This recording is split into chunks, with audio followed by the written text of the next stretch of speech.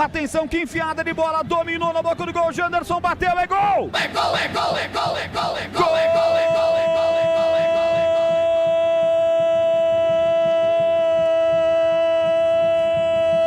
gol, Gol do Vila Nova!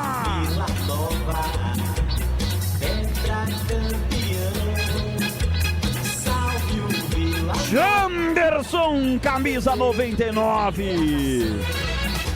O lance rápido pela ponta direita, a bola escorada. Marquinhos enfia com açúcar. Janderson sai contra os zagueiros. Bate de primeira, bola pro fundo do gol da Ponte Preta. Jogada toda do André Luiz para dar justiça. O André Luiz é quem faz essa assistência maravilhosa de uma jogada que começa pela direita, servindo à frente. A Janderson que não perdoa, ele marca. Janderson é fatal, letal e o Vila tá na frente. Janderson, Vila 1, Ponte 0 na marca de 9 minutos. O que vale é o detalhe.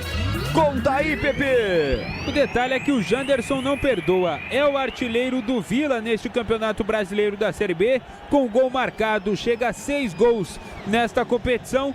E mais uma vez, mais uma falha da defesa pontepretana. No campeonato, 43 gols sofridos em 23 jogos até aqui.